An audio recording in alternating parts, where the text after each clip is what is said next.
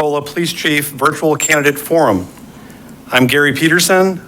I am a consultant, retired police chief, and CEO of Public Sector Search and Consulting. I will moderate this event. This virtual forum is being streamed live, so the community has an opportunity to hear from the 3 finalist candidates for the police chief position. I want to welcome our 3 candidates. Assistant Commissioner Booker Hodges, Chief John Ortolano, and Assistant Chief Eric Randall. I also want to thank those community members who submitted questions for this process. We'll only be asking questions related to the qualifications of the candidates and not questions that call for speculation or questions related to personnel issues. With that having been said, we're going to start by having the candidates introduce themselves. Chief Ortolano, please take 3 minutes to briefly introduce yourself and tell the community why you want to be their next police chief. Thank you, Gary. My name is John Ortolano. I've been in policing for coming up on 23 years. I've been a police chief for just under 2 years. Retired as a captain, a police chief in Hodges, New Mexico. Community roughly the same size as this community. Police department slightly smaller than the Pensacola Police Department. Retired as a captain from the Arizona Department of Public Safety. As a captain, it was approximately a 2,000 person agency. As a captain, I served as commander of the State Gang Task Force in the Phoenix metro area, as well as serving as a captain in the Phoenix metro area as a patrol captain, and also in the Yuma Patrol District in the southern part of the state. Also served as the executive officer in the Arizona Law Enforcement Academy, where I trained over 1,000 police recruits. Why I want to be police chief, it's mainly for family reasons. Family is all over Florida. I seem to be the oddball not being in Florida, and due to some elder care issues as well, looking at relocating to Florida where I can have the tail end of my career, be in Florida where I intended on retiring. That's the main reasons why I want to be here, but also I see great opportunity in the police department to foster what we're doing right and improve on a few things that perhaps we can do better.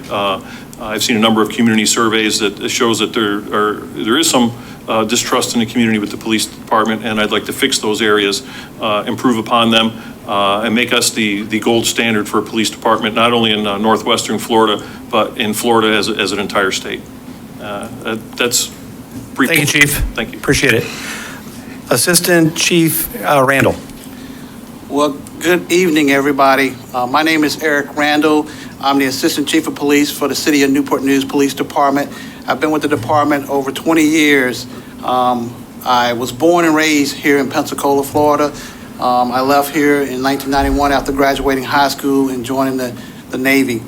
I have a passion for service, so I left here to serve my country. And then once I finished serving my country, I stayed in the Mid-Atlantic area to serve my community in law enforcement. So why do I want to be the police chief in Pensacola? What greater honor, what greater duty is to come back home and serve my community that I grew up in? My entire family still lives here in the area of Pensacola. So I have a vested interest in the success of this community, the community as a whole. I want to serve this community to the greatest and the best of my ability. So over the years, I have taken the steps to come up through the ranks, not skipping a step, but working hard, working along with the community. And I didn't do it all alone. My family has lifted me. My wife, my high school sweetheart, has been by my side the whole time, and is my rock. She has helped me, as well as many community members around this country, has helped me get to this stage in my career. So I cannot go at it alone and take all the thanks for it. So I've served in a variety of assignments as my career in law enforcement. I've worked from street patrol to field training officer to tactical operations, becoming an explosive breacher on the team, being promoted to sergeant as a supervisor of street level units, working in narcotics, working on task forces. I have a huge interest in working with our federal partners, as I gained a level of extreme experience working with the FBI, ATF, U.S. Marshal Service, and interdicting gangs and violent criminals when it comes to terrorizing our communities. I was promoted to lieutenant where I served in a variety of assignments. Went back and served as a commander of the SWAT team, served as a watch commander while I led a small group of units in one sector of the city. Served as an acting district commander while I was in charge of 1/3 of the city. I served as major crimes where I investigated and oversaw some of the most heinous crimes against adults and children in the city that I currently serve in. I was promoted to captain where I became a district commander, where I worked in one of the most challenging and diverse, economically deprived communities in the city, utilizing the features and functions of community policing and developing a progressive precinct and working along city council, members of the community, and instituting community walks that was able to build immense bridges with the community on a weekly basis that became my cornerstone for uplifting the community and working together and building those bridges with the community. I was promoted to assistant chief where I first served in the administrative bureau. This assignment gave me great opportunities to understand the business end of the police department, overseeing a $50 million budget. And then when I say oversee a budget, it's not that I just sit there and look at the budget. I was actually functionally involved in the budget, understanding the budget process, understanding budget hearings, understanding capital improvements, understanding how the fleet works, understanding how asset forfeiture works, understanding the dynamics of the budget. 90% of a public safety budget is personnel costs. 5 to 6% is fixed costs, where it talks about shared services or contractual service. Then you have the rest, 3-4% that you kind of play with, but that comes out and deals with training. I oversaw the communications division where I was in charge of the 911 center, implemented a new phone system, the Vesta Motorola phone system that is part of Next Gen 911. Oversaw training and recruiting, where we have one of the most innovative training and recruiting classes, constantly recruiting. And at this current moment, my agency is probably one of the few agencies in the country that is fully staffed. We have the ability to select candidates for our agency, running 3 academies a year. I also oversaw records division, property and evidence, where we in the process now of doing a records management system overhaul. Currently, I served as the investigations bureau chief, where I oversee narcotics, major crimes, forensics, analysts, and things of that nature. Bringing technology to the department, working on a big project, probably about a $500,000 project of a real-time crime center, utilizing the new principles in police reform to be more strategic in our focus when we deal with violent crime in the community. Also, I have community outreach. Working with community outreach is the cornerstone of what I did. Started at division when I was on the administrative side of the house, but I love it and has a passion for my home division of community outreach. I brought it with me over on the investigations division side. But it's the cornerstone of working with the youth, working with the community. COVID has really changed things, but being very innovative as a police chief is important in these times. Utilizing the virtual platform to do things like virtual bingo, where a young girl from Minneapolis joined the Newport News Police Department in virtual bingo to win, and we sent her a prize. So it's things like that. Why do I want to be the police chief in Pensacola? Because I think I can do it. I know I can do it. I want to come back home, and it's very, very important. It's near and dear to me. I have a passion for the job. I have a passion for people, and I think with me at the helm, we can take community policing to the next level into 21st century policing. Thank you. Thank you, Assistant Chief Randall. Assistant Commissioner Booker Hodges, same question. And you gave me 2 tough acts. It's hard to follow. Yeah. First, I want to thank Chief Christensen. He's been nothing but the utmost professional today, and all the members of the Pensacola Police Department who I've had the opportunity to interact with. My personal philosophy is none of these jobs belong to us. They belong to the people. And for me, I just really have a great deal of gratitude for everything that I've been able to witness here today. My name is Booker Hodges. I'm the Assistant Commissioner for the Minnesota Department of Public Safety. I oversee the Minnesota State Patrol, the Minnesota Bureau of Criminal Apprehension, and the Alcohol and Gambling Enforcement Division. We currently have about 1,400 employees, a $225 million budget. I was a community activist before I became a police officer, so that gives me a dual perspective here. I know Minnesota has been in the media a lot for law enforcement. I have not worked for any of these agencies. I have not supervised for any of these agencies. I have not been the mayor for any of these agencies. But What I have had is, unfortunately or fortunately, a front row seat to view what happens when an agency is out of alignment with their community. I was the undersheriff for the Ramsey County Sheriff's Office when we had Philando Castile was killed, and we had to take over policing services for the city of Falcon Heights. I was the incident commander when the state took over the response to civil unrest after George Floyd. And I was heavily involved in the city of Brooklyn Center after the last recent incident that took place with Dante Wright. The state of Minnesota, according to the Washington Post, since 2015 has had 13 officer-involved deaths with African Americans. The state of Florida has had 10 times as many.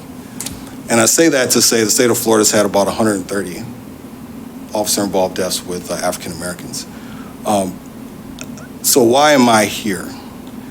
I think that the Pensacola Police Department has a phenomenal opportunity for which the community here has said, we want to see some changes in our police department. You have a police department that is really committed to their community. I think that gives us an opportunity here where we see like a hurricane twirling in the Atlantic. We can start to put up our boards and get ready for it, as opposed to like some of these other agencies where you're putting up boards or trying to find boards when the eye of the storm is over you. I think all the components are here to make sure that this department is a national model for the country. And I think from my interactions with the officers here, this police department does a lot of community relations already. I just think we might have to start letting people know more regularly what we do. And for me personally, I like to dive into the communities. I live in community. That's how I've always functioned, and I will continue to do that. But I love my officers. Being a police officer is the most noble job on the face of the earth. I firmly believe that. And this is the best country on the face of the earth. Now, do we got some issues we got to deal with? Yes. And I have a track record of dealing with those issues, and I'm pretty sure we'll get to some additional questions to discuss that. So Sure. Thank you. Thank you, Commissioner Hodges. And we're going to stay with you for the next question. You are an external candidate. What steps would you take to garner the support of police officers and the community? So I have experience in this. When I left the agency I was with for a while and I went to another sheriff's office, I came in as an outside candidate, as an inspector. And I had to have people who took the test but got passed over for me. So one of the things that I've found, and having done this, is really, it's about building trust, right? And as a leader, for me, it's about doing what I tell people I'm gonna do. It's about showing people respect in the workplace. It's about giving people value. And the public piece of this for me is to both practice procedural justice, both within the organization and within the community. So let me give you an example of that. Police officers, one of the principles of procedural justice is voice, right? And as leadership, we have to give police officers a voice in how their organization is run. On the flip side, we have to give the community a voice about what takes place within their organization. So that's my philosophy.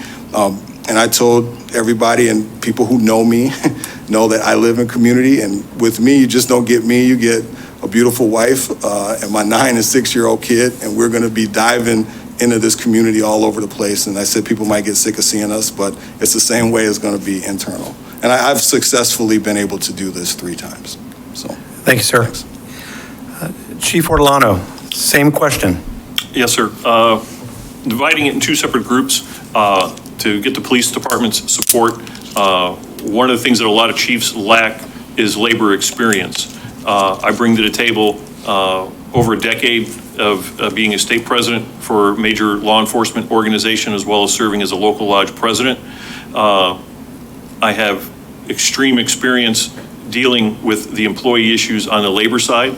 I think it made me better prepared to be a police chief, to eliminate the problems before they fester into a grievance or fester into the water cooler talk, where you have employees coming to work that are angry and going to work, going home unhappy. One of the things too is accountability. We talk about accountability in policing, and frequently the accountability is just for first line personnel or first line supervisors. I have a track record as a chief of holding all levels of the chain of command accountable. It's not just the frontline personnel that are being held accountable. And studies have shown that your good performing workers, if you don't hold the people, other people accountable that are not pulling their weight, they're not doing the right things for the right reasons, you have your higher performing people, they don't want to perform anymore. They say, why should I? No one else is doing the work that I'm doing. Nobody cares. As a police chief, and even when I was a command staff personnel at my previous job, you don't catch me glued to my office. Sure, there's things the chief has to do in the office, but I'm out in the field. I assist with calls for service. I take calls for service. I back up our officers to show that I'm listening to the radio and that I'm there to help them out in the field. It builds morale because they know I'm out there with them, but also with the community. The community sees me. I'm out there, and when the call for service is done, I can talk with the community, get their direct feedback as to what they feel that we're doing, good and bad.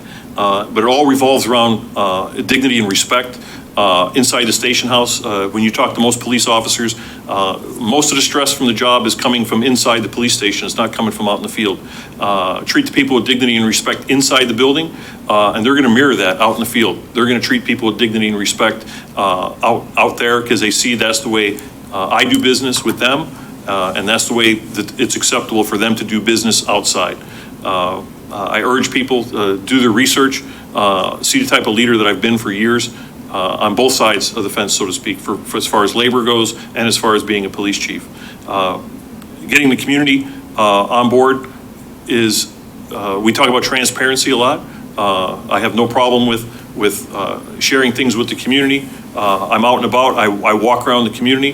There's been times where I've walked around the community door to door with elected officials, getting direct feedback from them on their doorstep, saying what the police department is doing right, what we need to improve upon. It's a great way to get their candid feedback as to what we're doing. I talk with people in the clergy. I talk with informal community leaders. I talk with business leaders. I talk with anybody when I'm out and about. I'll be driving around. I'll see a couple of people talking on the corner. I'll just stop, introduce myself, and talk to them. It's refreshing for people to be shocked almost that they're seeing their police executive in the town talking to them and getting their feedback. Once again, the dignity and respect. Treating people as an equal, showing them that you respect them as an equal goes a really big distance with them. One thing that they'll see an increased presence of the human contact with people. There's a common theme with policing across America where police officers just will drive by the community. They don't actually get out and stop and talk to the community. I stress to the typical patrol squad to get out of their car, talk to people in the community, talk to people in the business community. One of the things that I stress is there's a term called the immortal cop. The immortal cop meaning that you're not bulletproof, but you are immortal to the police as a police officer. Everybody remembers their contact with the police officer. So if we're having great contact with people, it gets multiplied every time the police officer has contact, 5, 10, 15 times a day, whatever it is. And another thing to build the support of the community is I've heard from parts of the community they'd like to see the police department greatly reflect the community that they serve. I plan to create a committee for minority recruitment, and as well as I want to create a committee with the business community, both large and small, to have direct feedback from around the city to tell them, for them to be able to tell me directly how we can improve making the community more business friendly from the police aspect. And that's pretty much it. Thank you, Chief. Assistant Chief Randall, same question. You're an external candidate. What steps would you take to garner the support of the police officers and the community?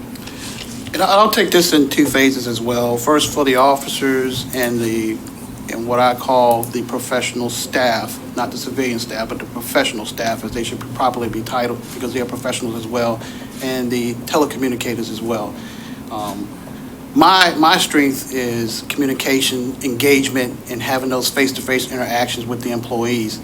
Gaining credibility with the employees starts with, coming in as an outsider, embracing, the current interim chief, who will be the deputy chief, Chief Chrisman, to help me navigate through the department for the first 6 months and introductions to the department, to the community groups. but I also like to hold and start monthly employee forums where we can have those candid, unscripted conversations with the employees so they can have that one-on-one engagement with me as the chief. Also working on making sure the officers and the department has some of the greatest equipment and greatest training.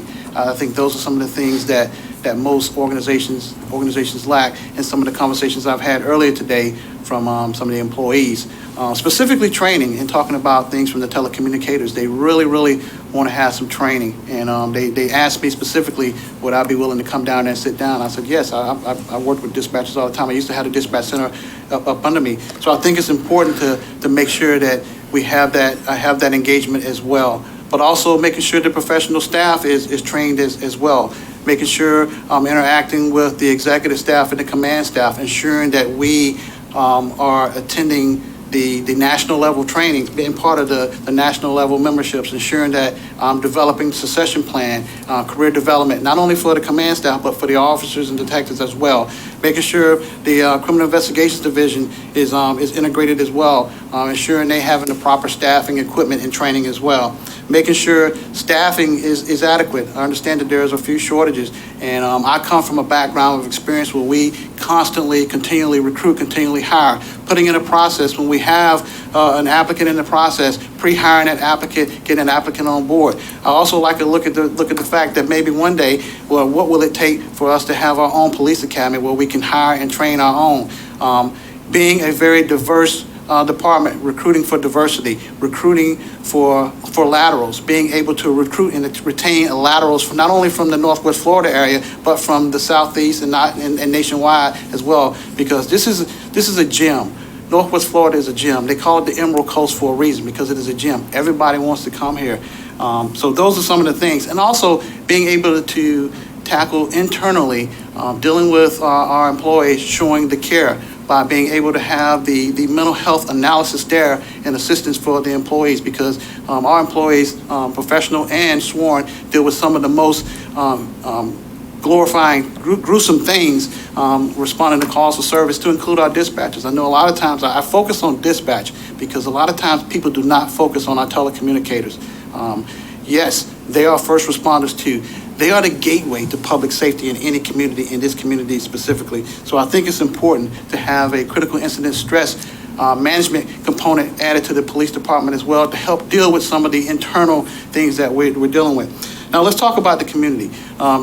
Building relationships with the community is always an ongoing thing. We want to make sure the department is very focused, very transparent, and very outgoing. Being as a chief out and about, my philosophy is walking tours. We will walk. I like to have a plan in place where we will walk every neighborhood of the city throughout the year. Each week we'll walk a new neighborhood. And I like to integrate that with other departments in the city, because not only does it give me as a police chief an opportunity to meet the community, but it gives codes and compliance, fire, and other agencies to get out there and have this engaged government approach to things. And here is something new: community involvement in the police department. As your chief, what would you like to see? How would you feel if you as a citizen had an opportunity to sit on a panel and select the next leadership of your police agency? That speaks volumes. I want to have a citizen sitting there interviewing with me and the other chiefs and being able to select the leadership of this department. Also being able to select those that are coming in the agency as well and be part of the hiring process. That is police reform. That is community engagement. That speaks volume. That talks about a new form of 21st century transparency and reform. Most agencies won't do that, but it is groundbreaking. And I think the community will love that. And everybody should be able to have an opportunity. Still promoting our Citizen Police Academy. I think we should have about 3 a year Citizen Police Academies for seniors, not only just for citizens. Citizen Police Academies for youth and those things as well. But also working with our youth. When I grew up, I played football, Pop Warner football with the Catalona Rattlers. Today, the Rattlers are part of McGee Field. I think there is a groundbreaking opportunity to bridge the gap between police and the youth. Youth is our future, and I think we have to take advantage of that, and that speaks immensely. But being out, being engaging, walking about the community, and being very, very interactive with the community as well. So I think those are some groundbreaking things, but I think the most important thing is taking care of our employees, making them feel rewarded and engaged in having true community involvement in the police department. Thank you, Assistant Chief Randall. Next question, and we're going to start with Chief Ortolano. Please take a couple minutes and tell Pensacola your views on community policing, and then provide a demonstrated example how you have been part of community policing and what your role has been. Thank you. There's a member of my Rotary Lodge in Hodges. His name's Quint Thurman. He's a college professor, and he actually wrote a book on community policing. And he has a quote in his book that he shared with me, and he says, "Community policing, we didn't try it here, and it didn't work." And his publisher thought he had a misprint.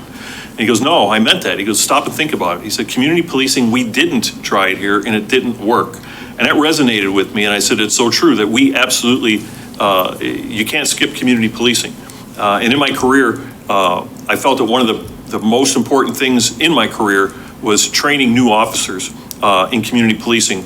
While I was at the largest police academy in Arizona, had great impact. I said over 1,000 recruits came through when I was there. And I used to teach them a community policing class.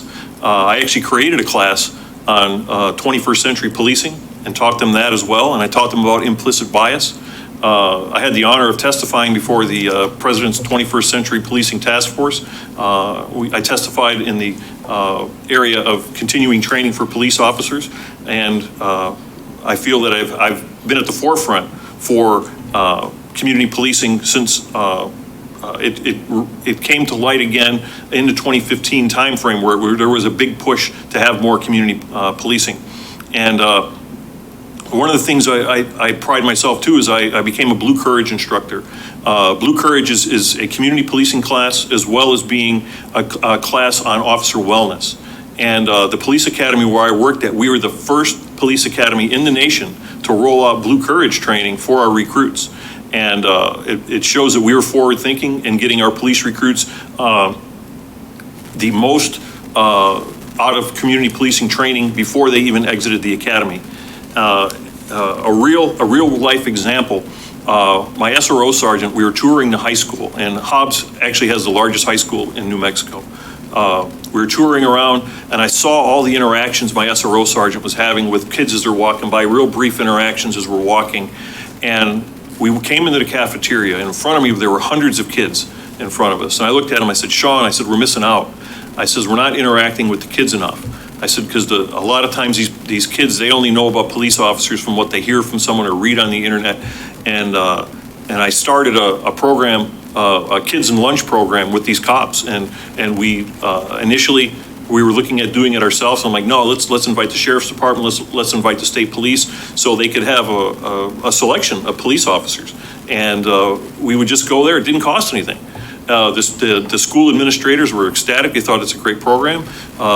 These kids can just sit around and eat their lunch with the cops. And it was a great program to start, didn't cost anything, but it started building the bonds and that immortal cop with these kids at early ages, because we just didn't do it with high school. Unfortunately, COVID shut it down when the school shut down. But that's one easy example of how we can get our youngest involved with policing and having a positive interaction with the police officers, with the immortal cop, and teaching them that we are the good guys. We're not what some people may try to portray us as. Thank you, Chief. Assistant Chief Randall, please take a couple minutes and tell Pensacola your views on community policing and provide a demonstrated example of your involvement in a program and your role. First of all, let's define community policing. So what is community policing? You know, people throw around a lot of definitions of community, but truly community policing is about community engagement. Police and the community working in partnership. But there's another segment to that as well. It's called problem solving. So it's police and community working together to solve problems. And the third part of that is organizational change, organizational culture change. So that is the true definition of community policing. I've been in law enforcement for over 2 decades, come up through the ranks. And the agency that I currently work at is one of the forefathers of community policing, problem-oriented policing back in the 1980s. You can find it in literature. So it's been ingrained in me from day one. So I am a community policer. That's all I know. Many agencies around this country, many officers around this country are now just finding community policing. So what are some of the things that I've been involved in? One of the great programs that I've been involved in, and we talk about problem solving and working with the community, is a program I worked on with the city manager's office. It's called the NEAT team, Neighborhood Enhancement Action Team. What we do is weekly walking tours. So I took this as an opportunity. It is a multidisciplinary team of multiple agencies within the city and private sector as well that take walking tours weekly through the community. But I took it a step further. I took it as an engagement opportunity from the police to make sure that I can have unfettered, unscripted, no agenda access to community members in their space, on their stoop, having coffee, walking and watching while they're cleaning the stoop, raking the yard, having those unfettered access conversations with the community. And you would not imagine the relationships that are built on that level and the information that you find out, because most of the time people don't want to come and talk to the government in the government setting. That's why we have to take ourselves out to the community. So that's been very, very beneficial in building relationships, and to continue on this day, working with the youth. Youth is one of the greatest things that we can do. Setting up a youth council, youth advisory committee, working with them in that. And another part of that is we have wonderful high schools in this city, wonderful high schools that we have employed school resource officers. So utilizing the school's resource officers to interact with the kids and create criminal justice clubs, so we continue to make those bonds with kids in schools of that nature. But also having meetings with the community, town hall meetings, virtual meetings. One of the things that I do right now, I chair a homicide support group from the police department side of the house. That's very unusual, but we have received rave reviews, and each time we meet once a month, I get an opportunity to speak with families at their most trying hour to show that the police department, me as a chief, care about the loved one, them and their family, and the loved one that they lost. And, you know, I've been in this program for about a year and a half with the homicide support group, and it took about a year for one young lady. She went for a whole year, and finally, right before COVID hit, she spoke at the meeting. And she thanked me and the others for this opportunity to be able to interact with the police, because she's never seen nothing like it. It's unlike any support group. Not to replace a support group, but it's a different avenue.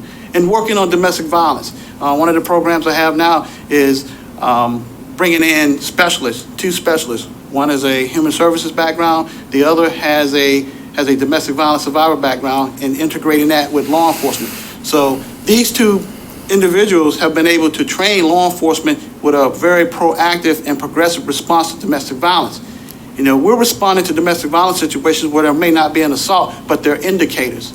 So what happens then is a referral is made to the domestic violence team, and then this domestic violence team makes a proactive reach out to the individual before domestic violence happens, and provide the wraparound services and the support of the police department, which is unheard of in today's society. Thank you. Appreciate it. Okay, Assistant Commissioner Hodges, please take a couple minutes and tell Pensacola your views on community policing and provide a demonstrated example of your involvement in a program and your role, please. So for me, I don't like the term community policing. I mean, I think, you know, I understand the concept when people say it. I refer to it as us policing, right? It's us. This term community, I love, you know, being in the neighborhoods and community, but I just refer to it as us policing. And bottom line for me is, what I tell cops is we have to police people how we want to be policed, right? And the example I use when I talk to police officers, I say, have you ever been asked for ID in uniform? How did that make you feel? And a lot of cops will say, I got mad, right? And I say, well, what's the first thing we do when we interact with a member of the public? We ask them for their ID, right? And how many people have we seen getting into confrontations with people over IDs? So as cops, it's important for us to go out and police people how we want to be policed. And when you ask cops, define what it means for me for protect and serve. Most cops are going to say they want people to be respectful. Okay, so are you treating people with respect, right? And that, to me, that whole notion of us policing gets back to us policing how do we want to police. So what have I done specifically to community policing? AC here had stolen one of my answers for some of the stuff that I've done regarding the hiring and promotion process. What I've done and every one I've had, we've had citizens sit on the interview panels for both initial applicants who are coming into the sheriff's office or the police department, and the promotional aspect of it. And actual citizens, one of the promotional processes we would do would be the person looking to get promoted would actually have to come in and do a scenario with a community group at a community meeting. And the reason we did that was, one, it allowed that person looking to get promoted to make sure and reestablish those community relations that they had. And it also gave the community folks the opportunity to view the people who they were promoting. And it was really successful. There's two things that I want to talk about, then I'll yield my time. One thing that we did was Women's Academy. And I can't take credit for this. One of the people who worked for me, she was really passionate. She wrote up this Women's Academy concept for her master's program, and she came and she said, "Under Sheriff, we got to do this." I said, "Cool, we'll find the money, we got you." So what she did was she went out to the barbershops, the beauty shops, the grocery stores, and recruited women to come do a 1-week volunteer police academy. And these women had never thought anything about being in law enforcement, but the mere fact that someone went out and asked them, they agreed to do it. So they came in, it was a huge success. And as the undersheriff, selfishly, I was glad because we ended up getting to hire a bunch of those women who didn't think about law enforcement into our correctional facility. It was a beautiful thing in terms of recruitment and actually getting out there and dealing with the us aspect. The other incident that I'll talk about is in Minnesota, we did a statewide listening tour, asking people what type of character traits do they want to see in their police officers to increase trust. We did 10 listening sessions, and we took that information and went back to the respective agencies, and they came together with a shared vision of what the vision and values are for the police department and community. Why is that important? One of the values that people had was respect, right? And we still haven't got a chance to fully implement this, but the implications of this is this. If as a community and the police department, if we have that shared vision of respect, that needs to be taught in the schools, that needs to be taught in the businesses. You know, I mean, for me, if I'm selected, I would start off with Pensacola 365 right off the bat, 365 days of respect in the businesses, in the schools, all over the place. And it's not just the police officers with respect. The community has to have respect, right? And that's something that I think we've gotten away from and getting back to the basics. So that us policing is getting back to us and getting back to where we can have respectful conversations with one another. Thank you. Thank you, sir. Okay, the next community question, we're going to start with Assistant Chief Randall. Chief, would you be supportive of a citizens commission to review police policies and provide advice, as is a common practice in Florida's most metropolitan areas and recommended by the Department of Justice? Why or why not? Yes. We have to be very, very inclusive in law enforcement. There have been too many years where we have kind of left the community out. You know, like I talked about, being able to have the community come in and participate in hiring processes and promotional process, promoting the leadership. I think it is proven that the community has wonderful ideals and provide great value to the things that we do in the police department. So as an advisory capacity, when we look at policies and procedures, I think that is an excellent ideal, and look forward to moving on that pretty swiftly as the chief. But I'll take it a little bit further. You know, one of the things that get us in trouble in law enforcement a lot, and there's a big misunderstanding sometimes, is the use of force. So one of the grandiose ideals that I will do for use of force when it comes as the police chief is I'm going to include citizens in a use of force review panel. So whenever there's a use of force that a police officer is involved in, monthly we will meet with 4 police officers, 4 citizens on this panel, and there will be a vote after we review this use of force, whether it was in policy, out of policy, or in policy with training. But as part of that, to participate in that process, I would encourage citizens to be able to have completed the Citizen Police Academy so they can have some understanding of how the police department operates. But they still come with their independent thought and ideals when they review the unedited version, uncensored version of this use of force. But also to include in this use of force review for this panel part of it is the officer or officers that are involved in this use of force get an opportunity to come forward to this panel to be able to plead their case and answer any questions of the panel. So it's transparency all around. And this is what 21st century policing and policing reform looks like. It is an inclusive police department, an inclusive environment, but it's taken Pensacola Police Department to the next level. It has been groundbreaking. I work in this environment now, and it has worked wonders for the agency. Officers actually like it because they get a chance. Most of the time, they do a use of force, they get signed off and go up the chain of command and never see it again. But this time, they get to explain why they have to use handcuffs, why they had to use a taser, why they had to raise their voice to try to de-escalate a situation. And that brings credibility to the training and the professionals that they are. Thank you. Assistant Commissioner Hodges, same question. Yes, I would be supportive of a citizen advisory committee. And when I was chief, we had a a community public safety committee, advisory committee, and that's what I would be in favor of. Obviously, we need it's an advisory capacity. But for me, I know I don't want to talk myself out of a job, but one of the things I would like to do is implement Lexapol policy manual, which community speak is a policy manual that's digital. It automatically updates with Florida statute. It gives you the ability to have daily training bulletins, DTBs, and I would allow the public to subscribe to see what our DTBs are so they could see what policies the officers were getting reminded of that month. And if people had questions about it, they could ask. But I think having a public safety committee, and don't get mad at me, Fire Chief, but it would also give you the ability to have fire brought in as part of that public safety committee. And that's what I've always done. And I think it's been really good, especially for us as police, to be able to explain to people why we're doing what we're doing and also get that feedback from the citizens to say, well, why are you doing it this way? It gives us an opportunity to be able to answer the why question, which is often the question that is not answered when we're talking about our use of force or any of our other policies. Thank you. Chief Ortolano, same question. Yes, I would support it.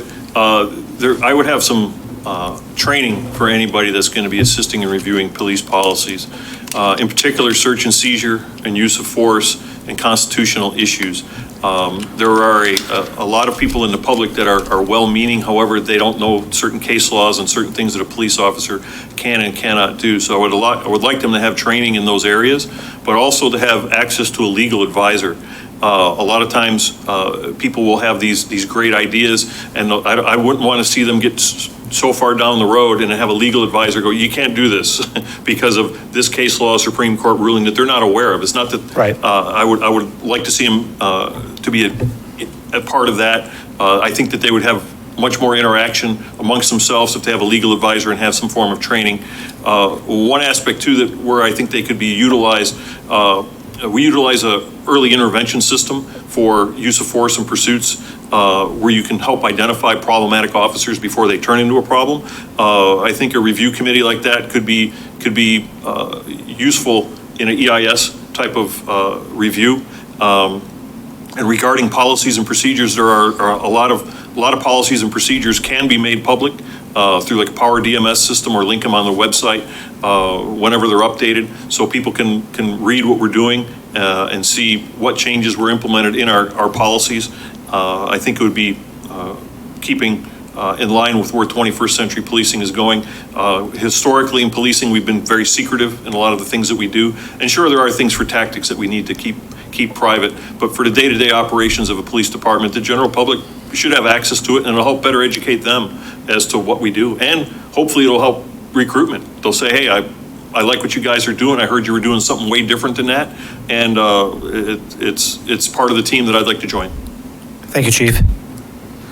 Okay, the fourth community question, we're going to start with Assistant Commissioner Hodges. Please tell us about your involvement in police reforms. Be specific and tell us what role you had in any implementation. Good. So thanks for the question. First, I want to say to the citizens of Pensacola, your department really is doing a lot of police reforms now. So I'm just going to talk about the ones that I didn't hear about people doing from what I've done. So first and foremost, I implemented one of the first in the country mental health checks for officers called Checkup from the Neck Up, where every year police officers would get a mental health check, and I started with me as the chief. Unfortunately, I've known a few officers who have taken their own lives, and that mental health piece is something that to me is very important, coupled with an officer wellness piece, where the officers who were allowed to work out, and if you worked out in the department gym twice a week, you ended up getting 8 hours off a quarter. So they loved that aspect of it. But the mental health piece is very important, and I want people to understand this. And I'm trying to keep my comments in line because of my current position. If you look at what happened in Minneapolis with Officer Chauvin, right, and the 1,000-yard stare that he had in his eye, both with in the death of George Floyd and at the sentencing. In Minnesota, our psychological exams are very stringent. And I would argue that there's no way anybody who has that display in their eyes for a lack of humanity at that moment would have passed a psychological exam.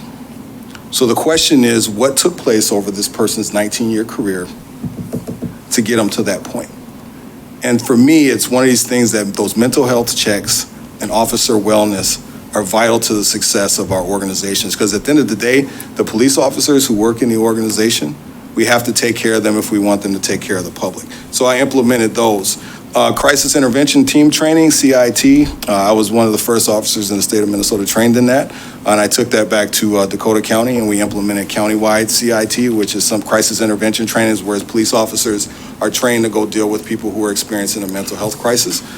That's one of the things that is kind of spreading around the country now. We also, for me, another big piece was recruiting and hiring.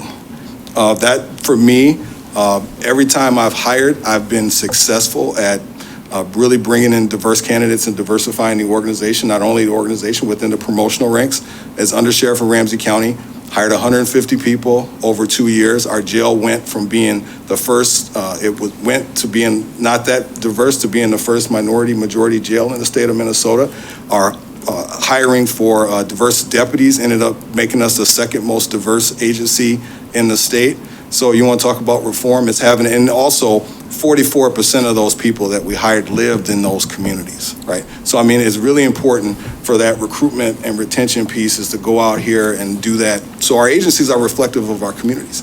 And then lastly, I will end with, I developed a nationally used unconscious bias program to train police officers how to recognize unconscious bias and how that our unconscious bias can have deadly consequences in our deadly force encounters with people. The good thing about unconscious bias is that if we can change our background and experience, we can start to lose some of our unconscious bias. And the best way to do that is have a diverse workforce where people are coming together and being exposed to people who are different than them, because that automatically breaks down those biases we may have against people. So that's what I've done. Thank you, Assistant Commissioner. Okay, we're going to go to Assistant Chief Randall. Same question, sir. Okay.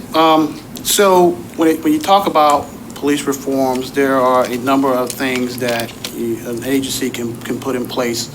But as the chief, you have to be very, very courageous and ask the tough questions. So my job is to ask the tough questions. So especially when it comes to policy, I always take a look at policy, and one of the things is the questions or the answers that I don't like is because we always done it this way. Recently, I was part of a discussion where I spurred a discussion about our vehicle pursuit policy. We had to take a look at that because there's a national trend and questions about the policies and the lackadaisical approach to vehicle pursuits in policing, the amount of the risk versus reward, the amount of property damage, the injuries that occur from that. So I took a strong look at our vehicle pursuit policy and asked a number of serious questions of why would we be chasing stolen cars just for joyriding charges. and which spurred a whole big conversation about city policy, liability, and things of that nature, and then take a look at the number of pursuits that we had over years and where we did and did not make apprehensions, and what were the court case outcomes. And it was troubling to see that, you know, we had 60-something pursuits, probably 50 to 55% of them were for stolen cars where there was no charges, or if there were charges, it was dropped in court. But what kind of message does that send to the community when we're running up and down the street, blowing through red lights, putting families at risk for something like that? And the question I rose to the group is a very tough question. What would you do if your family was T-boned at an intersection and, God forbid, severely injured or worse, and there was no person apprehended or no person charged, and it was a property crime? So we changed our policy after that, but that's the courage of a leader that's, you know, asking the tough questions. But also other reforms and the use of technology. You know, I'm a very techno whiz when it comes to policing. I like technology. I like the use of cameras. I like the use of gunshot detection. I like the use of body cameras and things of that nature. And integrating all that into our response to have a laser-focused approach to addressing crime in the community, where the old days of blanketing a community with a ton of police officers and a whole bunch of innocent people getting mixed up in something that they had no involvement in, but being surgically focused. I call it precision policing. And I coined that term from NYPD because that's what they do, precision policing. But taking policing to the 21st century level, smarter policing, utilizing technology. And also, we talk about duty to intervene. You know, a lot of us have taken our policies and changed it from duty to inform to duty to intervene. We have taken, as part of the process that I was involved in, and made duty to intervene a cornerstone, the first part bolded note in our use of force policy. But that doesn't go far enough, because you can have a policy that says everything, but culture eats policy. So what I did a little bit further, I took it and empowered employees through video teleconferencing, through meeting with employees, and I empowered not only sworn employees, not only line employees, but I employ our professional staff as well. If you see anyone from the lowest level employee to the chief of police, you have the responsibility, you're empowered and the duty to intervene. And that can help save a lot of scenarios and situations that we get involved in the policing arena. Now, when it comes to hiring and recruiting, I think I have one of the most progressive and aggressive hiring recruiting strategies. We continually hire all year long, but under my leadership when I was on the admin side of the house, we were able to bring on board an HR generalist that sped the process up. And I tell you, you know, Pensacola, as your chief, I move at the speed of lightning, because I want to get things done. Because you know why? Because you as a community is important to me. And that's why I want to do this job. But those are some of the simple policing reforms that I've been involved in. And those are hand-on approaches. Those are things that I have literally touched and continue to touch today and harness in my ability as a leader in the 21st, and the new and improved leader of 21st century policing. Thank you, Chief. Chief Ortolano, same question? Thank you. I'm a firm believer in policing that if you hire right and train right, then you expect right from your police officers. And on the front end for the hiring, I actually served on a governor's commission on police officer hiring and retention. And some of the recommendations we gave to the governor included, in policing, when we hire people, we have a tendency to screen out people. We're always looking, well, you can't be a police officer because, and then there's a laundry list of reasons why you can't be a police officer. We recommended that police departments have an inclusive process where find the qualities in police officers that you want, and applicants that you want to be your police officers. So that's part of the hiring right. The training right, like I said previously, I've trained over 1,000 police officers at a police academy, training them in implicit bias, training them in 21st century policing, but there's a lot of officer wellness type things that I also trained them in. Being a member of the National Institute of Justice's Special Technical Committee on Ballistic Resistant Armor, I'm one of the police officers, I believe there's around a half dozen of us in the nation that are selected to write the next body armor standard. I've been on the committee for over 8 years. We're trying to get body armor to protect the police officers to be state-of-the-art and the best it's ever been to protect our police officers. Another NIJ committee that I belong to was the Smart Guns Technology Committee, where we were looking to see if there was a technology that a firearm could only be used by the police officer, because there are a number of instances where police officers are shot and killed with their own firearm.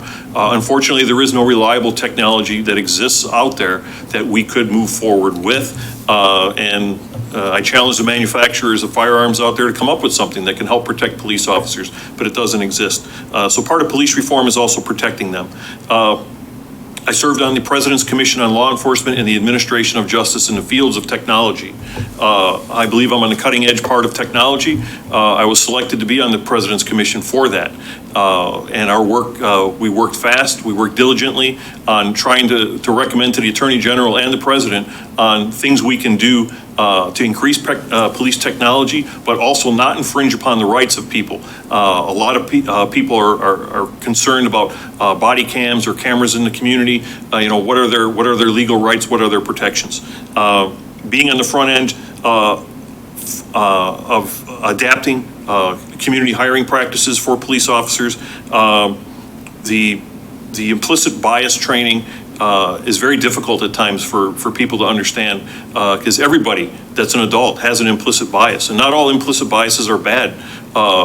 Some people like a specific sports team or a sports logo. It's based on their life experiences. So we have to teach people that you can have a good implicit bias as well as a bad implicit bias, and making people cognizant of how they can improve upon being a better human, being a better police officer. But more importantly, what have I done for a specific thing for police reform? I noticed in our community there were some gaps. We had people that were addicted to substances. We had people with mental health issues, and even through COVID, we were able to get some programs launched. The Law Enforcement Assisted Diversion Program, where it's a pre-arrest program, where we can divert people instead of going through the traditional criminal justice program. We get them involved, as well as the mobile crisis response, where we have people that are experiencing mental health problems. We just are getting that program launched, where we can have people respond out into the community and assist police officers getting these people the mental health that they need, mental health help. And one aspect that people are forgetting about with these reforms is helping victims of crimes that are having the mental health issues. We need to assist them as well. Thank you, Chief. And we're going to stay with you for the next question. How would you tackle gun violence and narcotics distribution in the city of Pensacola without impacting uninvolved residents? Great question. I actually noticed this in the community where I'm currently living. There was a gap between what the patrol officers could do and what the criminal investigations division could do.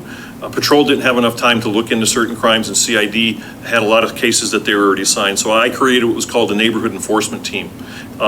These were some highly trained officers that knew the community, and very proactive officers, and I had sit downs with them to tell them how specialized units get off track. And I gave them real world example. I won't mention the police department, where they had what appeared to be a very proactive team.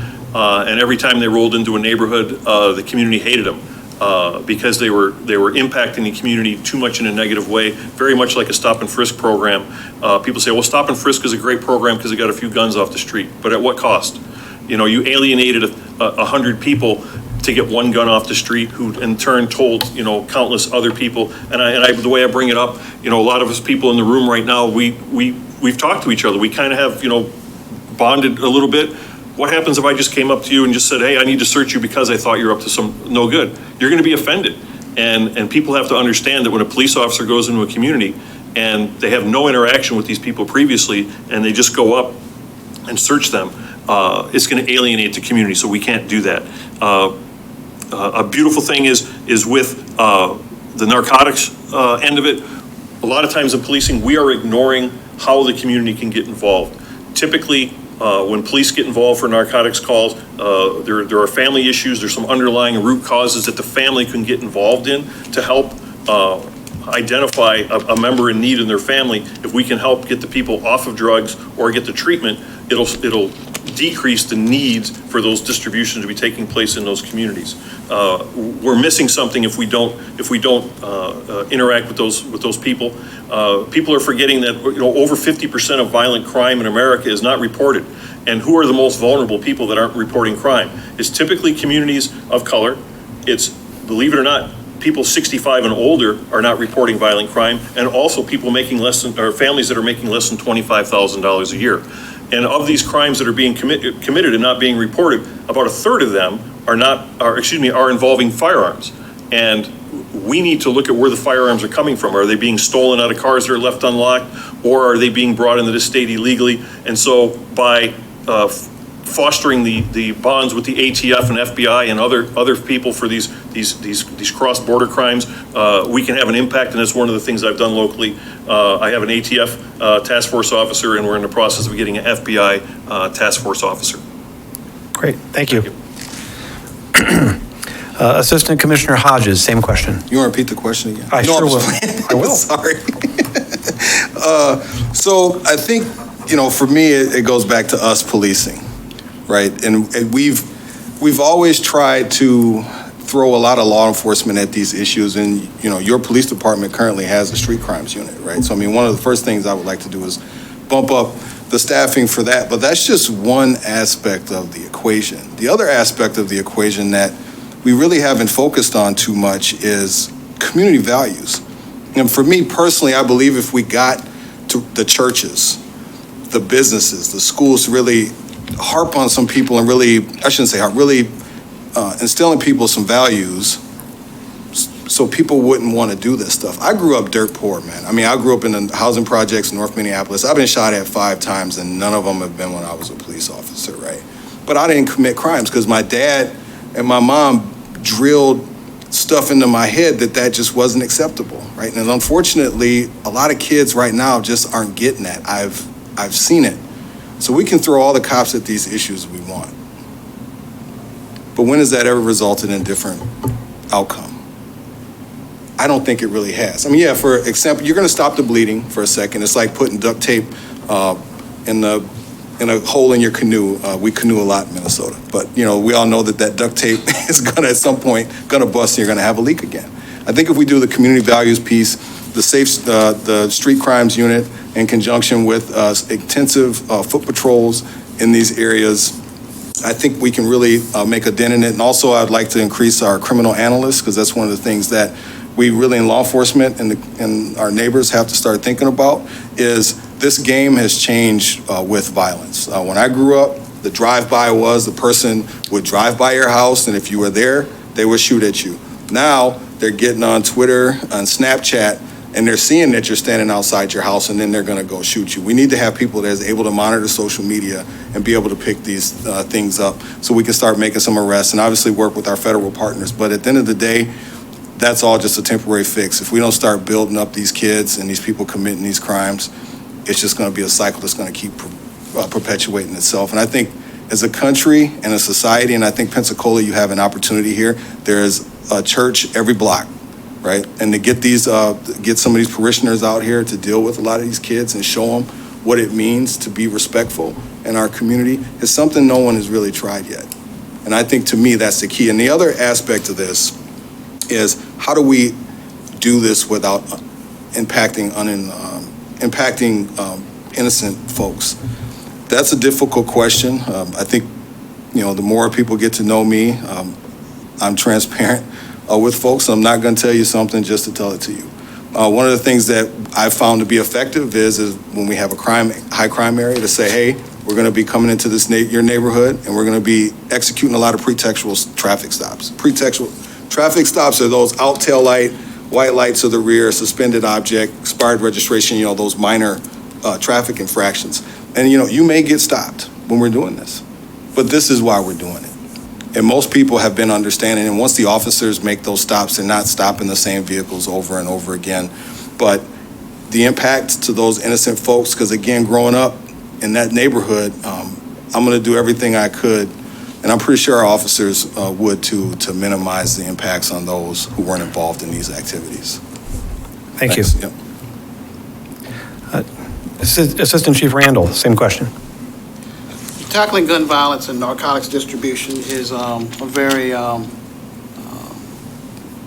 very troubling situation in communities, because gun violence not only affects the suspect, the victim, the victim's family, the neighborhood. We just had a mass shooting last week in Oakwood Apartments where it affected the children, the community as a whole. So when we focus on one particular area, that's not telling the whole story. So, one of the things that's been successful for me is when tackling gun violence and narcotics distribution is meeting with the community, meeting with the neighbors, having a sit down and getting to the true root causes of what's going on in the neighborhood and how the community can be engaged with the police department and the city on trying to tackle these issues. This is a multi-pronged approach. Police is only one aspect of it. Enforcement is only one aspect of it. It has to be a multidisciplinary team. An innovative way to be able to deal with this is one of the things that I currently do is having a great relationship with your school system. The schools play an important role in a lot of the things that go on with the kids and the kids outside of the school and the parents as well. But I think that's one aspect of it. Now we get to the enforcement side of it. But I think our enforcement has to be laser focused after we have a great understanding from the community what the needs are and be able to provide those wraparound services from human services, the state, and any other entities. But tackling it from the crime perspective, I think technology and utilizing aspects of 21st century reforms is going to be the key to it. One of the things that's been successful for me is video integration. And when I talk about video integration, is now a term that we're transitioning to with a new project that I'm working on is a real-time crime center. What a real-time crime center is where we build an array of cameras, public and private, utilizing school systems and city cameras, other city entities, businesses, and things of that nature, where we can have a force multiplier. Because, when you talk about police staffing and personnel, there is a limited amount of resources, but those camera systems can be a force multiplier. But also utilizing a system that I was instrumental in bringing into Newport News is ShotSpotter. ShotSpotter has been an investigative game changer for us in that city. It has been embraced by every officer in that department, and we carry the app on our phone where when there's a gunshot detected, we immediately respond. It is so precise that we are responding to gunshots before there is even a call. And in some communities, there's never a call. 2 months ago, there was a homicide in the city, and there was 0 phone calls, 0 911 calls. We located the decedent by utilization of ShotSpotter that triangulated where the gunshots came. And ultimately, we were able to make a fast arrest using technology, going back to the surveillance cameras, utilizing our real-time crime center. And also, another very true and value approach to addressing gun violence and narcotics is NIBIN, National Integrated Ballistics Network. We have got to have that in Pensacola. I understand that this entity has it, that entity has it, but there is an opportunity here that's also an investigative game changer to have all these systems integrate. You got the camera, you got the gunshot detection system, you're collecting the shell casings, you're using NIBIN. When you start correlating these shell cases to these shootings, you're trying to find the gun. You find the gun, you find your suspect in a number of crimes, and you reduce gun violence in the community. But you also have to work closely with your state prosecutor's office, and you also have to have a miraculous relationship with your U.S. attorney and your federal partners, because they are the key. I come from an environment where I utilize my task force officers, my FBI task force officers for gang investigations, my DEA task force officers for drug and violent investigations, my ATF task force officers for all the firearm-related investigations, and my HIDTA task force officers for drug and multinational drug investigations. So that is an integrated approach, and all these systems and entities work together, correlated. And what brings it all together is the chief. A chief that's forward-thinking, a chief that's innovative, a chief that's involved, a chief that's engaged. I don't sit back in the office and let all these systems work.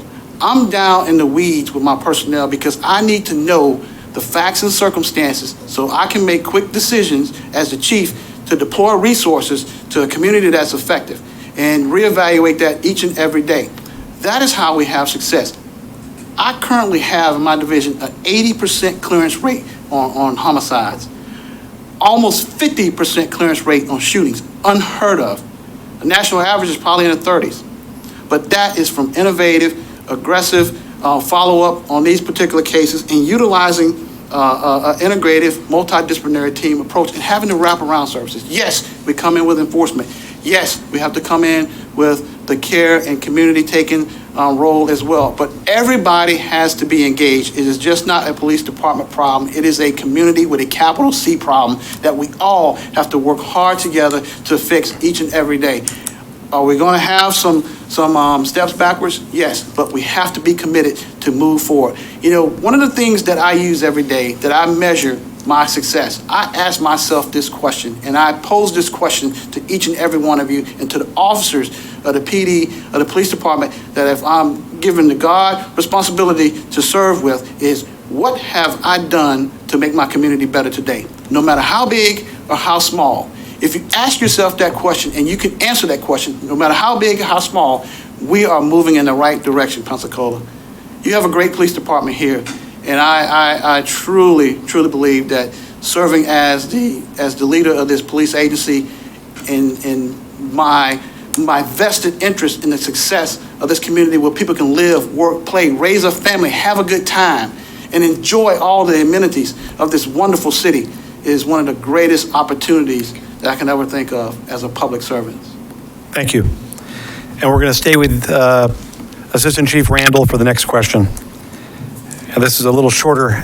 This question requires a shorter response.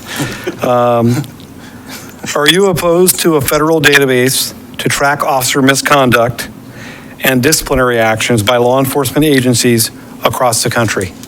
No, sir, not at all. I think it's critically important. Most states now are adopting databases to start tracking officer misconduct and discipline. And what you have is, the whole premise behind it is to make sure that you don't have an officer that's in the disciplinary process before disciplinary is enacted. This officer resigns and moves to another agency. But one of the things that I found key to this is, regardless of whether an officer resigns or whatever happens, you need to finish that disciplinary process. You need to render a decision and the due process of that, because that's important. But I think tracked on the federal level, officers can't move from state to state or city to city that are making it hard for all of us, because they're good police. You know, majority of police, they just want to do the greatest thing. Everybody, this job is a calling. It is a calling. People come here. We are professionals. I mean, police officers spend a lot of time in the academy. They go through a rigorous hiring process, rigorous selection process, and spend multitude of hours of in-service training. So it is a profession. We are professionals, and we have to act that way. And I think it's critically important that, yes, we started tracking on a national level to bring us in line as a new order of policing in America. Thank you. Chief Ortolano, same question. Thank you. There already is a national database, but it's hardly used. The International Association of Directors of Law Enforcement Standards and Training, they have, we just refer to them as IDLIST. It's probably the longest acronym in policing that we have. They have the National Decertification Index. I actually belong to that. I have access to the system where if police officers have been reported to that system, I can pull up their name and it'll direct me to the law enforcement agency. It won't have all the particulars for the case, but it'll tell me, hey, John Q. Public worked at ABC Police Department in wherever, and I can get a hold of that police department and get some more information on that. One of the problems we have is that I believe there's only 11 states in the nation that make these type of things public record. All the states should have it be public record for decertifications or voluntary relinquishments of their certification. I do believe that we should keep low-level items out of a database like this, and what I'm talking about are mistakes. Every police officer will make a mistake in their career, and I'll use me as an example. One time I was backing up my patrol car and I scratched the sticker on a police car, put a couple inch scratch in the sticker. I self-reported it.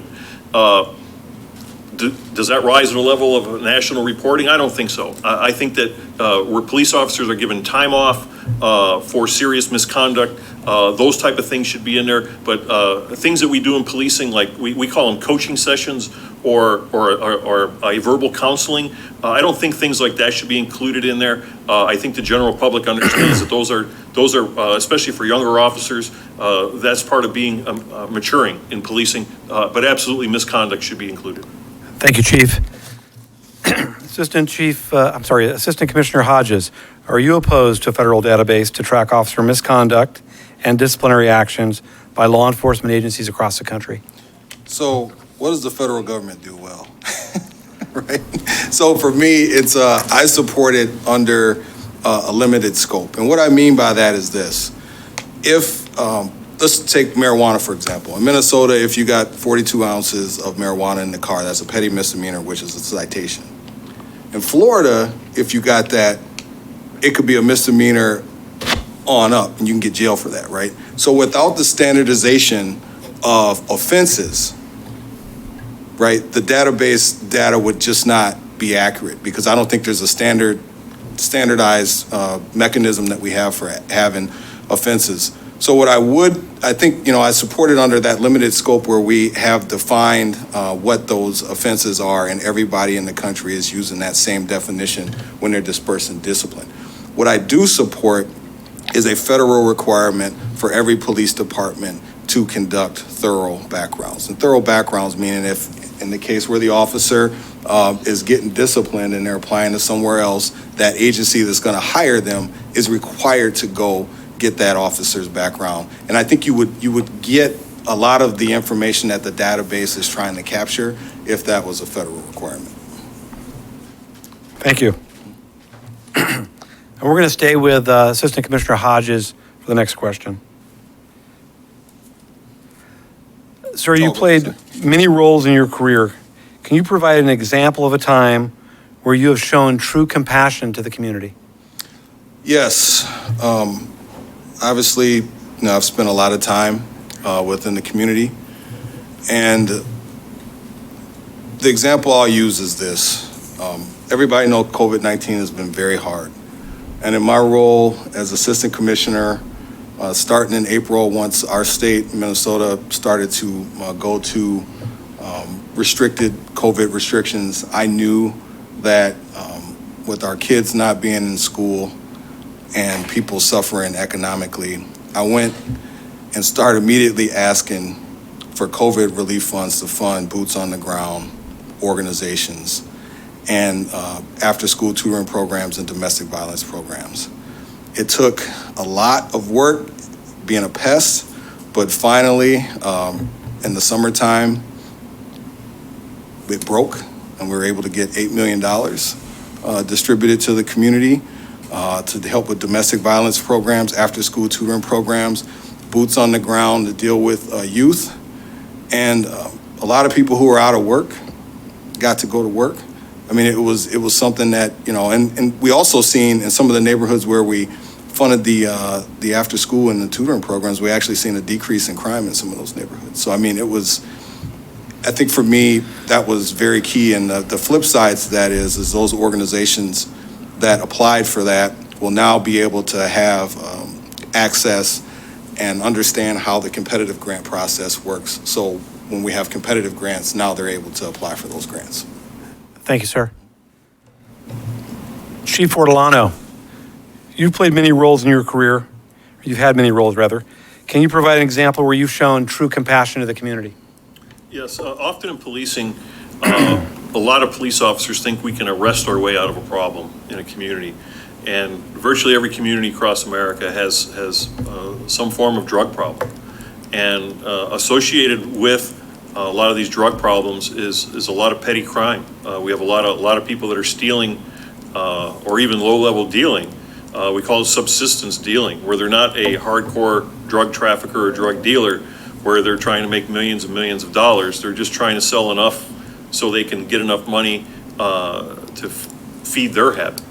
And I saw that in the community where I work, and that was one of the reasons why I was instrumental in getting our LEAD program, the Law Enforcement Assisted Diversion Program, started, where we needed to help get some people the help that they needed so we could reduce victimization in our community, but also reduce the revolving door for a lot of these people, because a lot of these people, even though they get arrested, sometimes the community thinks, oh, wow, this guy's arrested, he's going to go to jail and everything's great. No.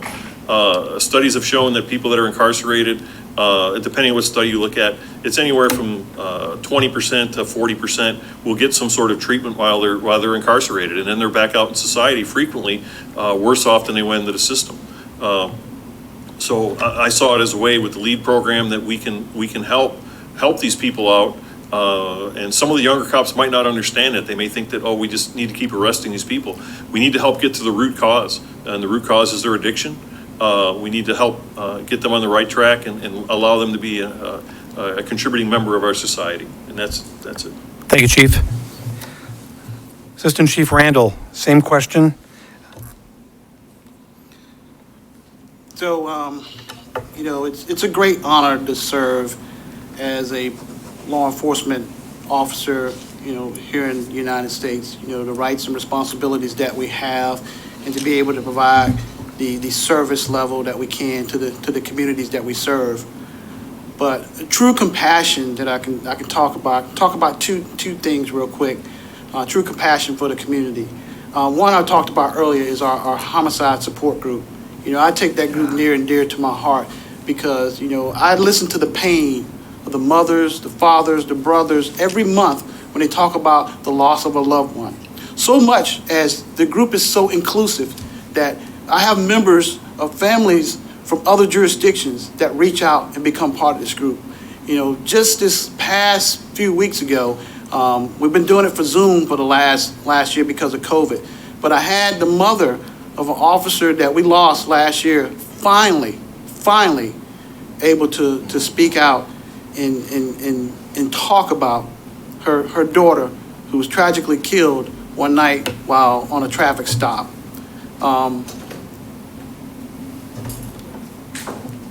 The interaction with that group is real.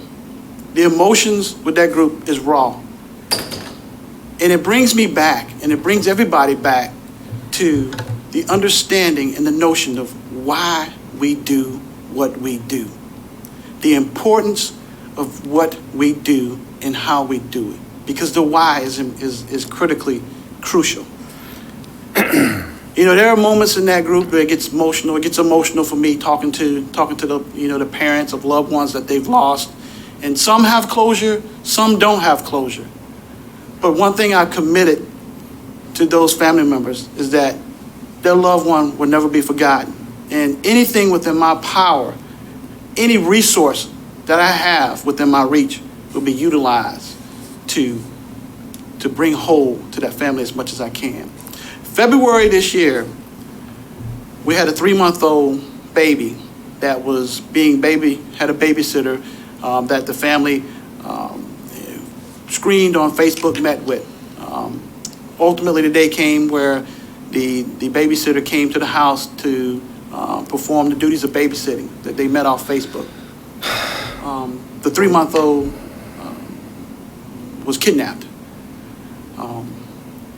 Amber Alert were issued, but this is the kind of leader that I am. Everything in the police department came to a grinding halt short of a murder because we were going to find Gerard Cherry that day. No one was going home.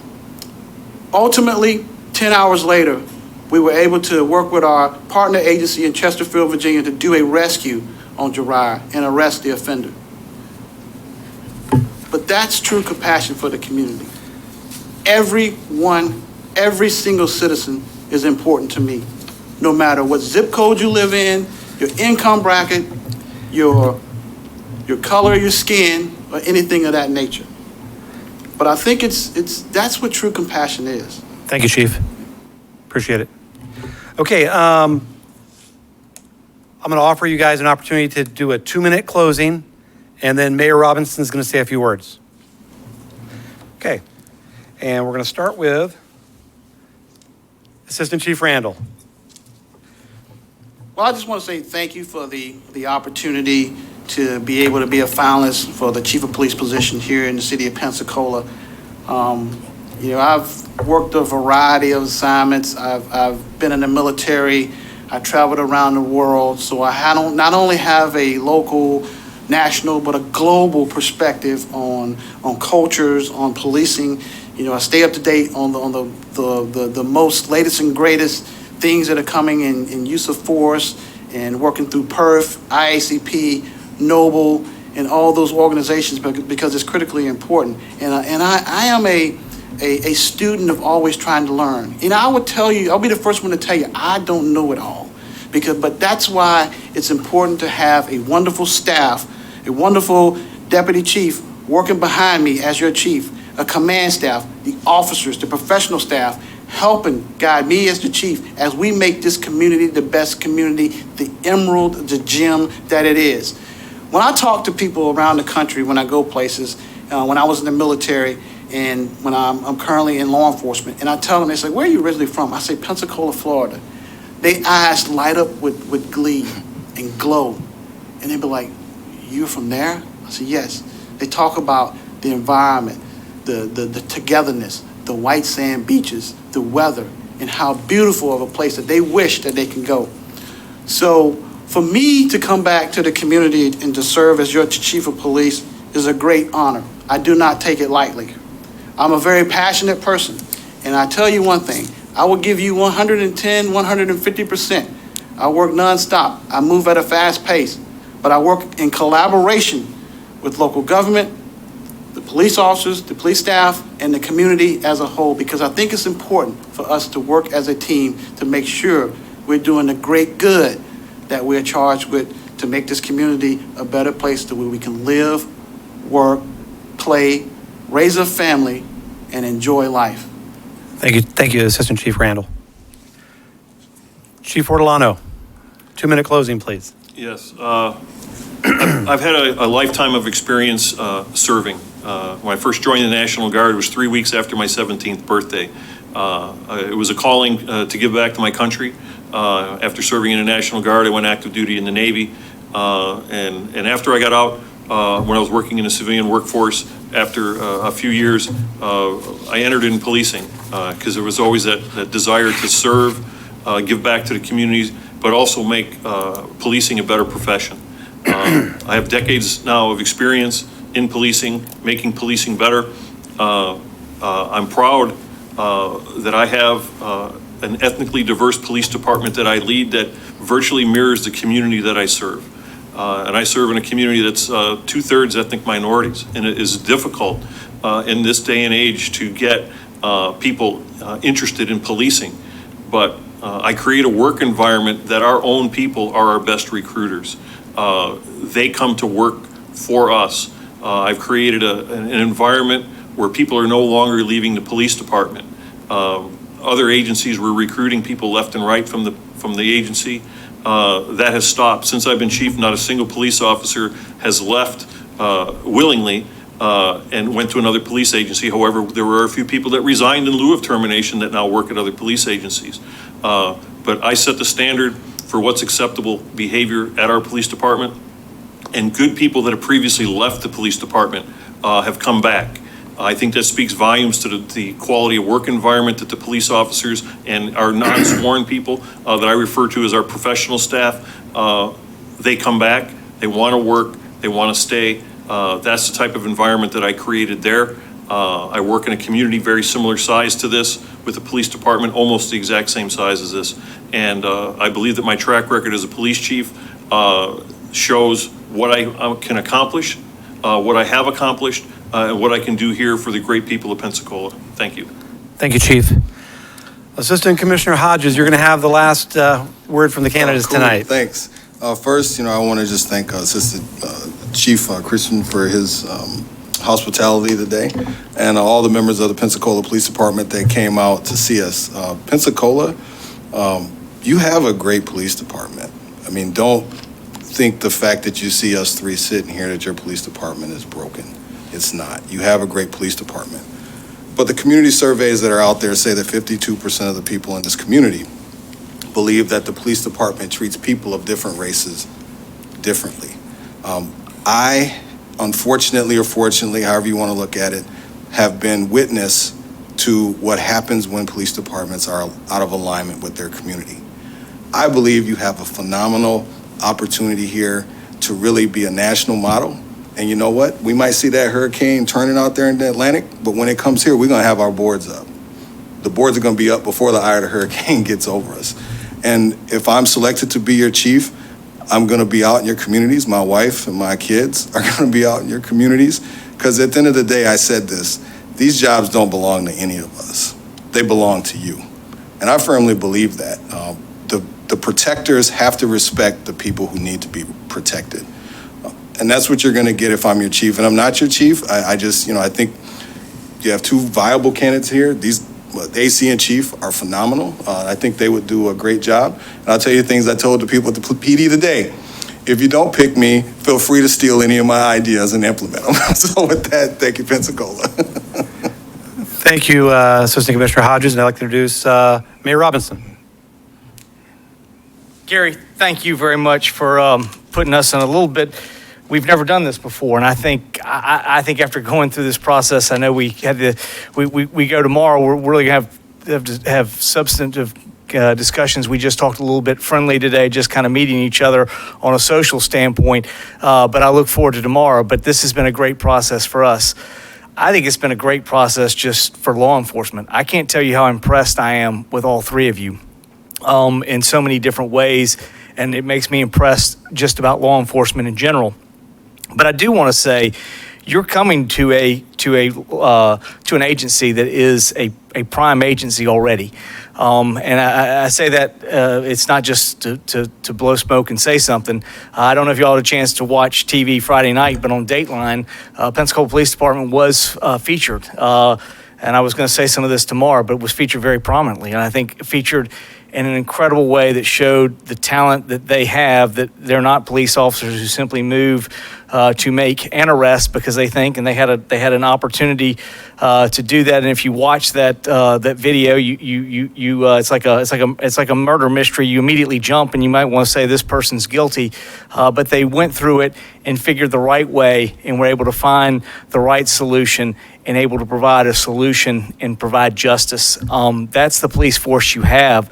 The issue with all of us, with everybody here at the City of Pensacola, I include myself as the mayor. I say this many times to our staff and certainly our police as well. We can always be better. I can be better. I know I make plenty of mistakes, and I can do a better job every day. So we are looking for somebody who continues to make us better. We have good people. We're good already. We're great already. We can be better. No matter what we do, we can always be better. And so I think we're looking for that. I thank you for the opportunity to be here tonight. I hope our citizens had a chance to watch this and come away as impressed as I am with what law enforcement is. I think, as you said, Assistant Commissioner, in the greatest country in the world, and sometimes we lose focus of that. And I hope tonight certainly reminded me how fortunate we are to have people that are willing to serve in law enforcement and willing to do an incredible job. And we would love to have somebody doing an incredible job here at the City of Pensacola. But you have a great force here already. Like I said before, this already recognized, not just by me saying it, but they're already recognized nationally in what they're doing every day. And they do an incredible job for our citizens. And we look forward to working with you tomorrow and having those interviews. But thank you for willing to put yourself out tonight in this event. And there were no bad answers between all three of you, which makes our job a little more difficult. But they're everything y'all said was very inspiring and just makes our job harder. We look forward to tomorrow. Thank you very much.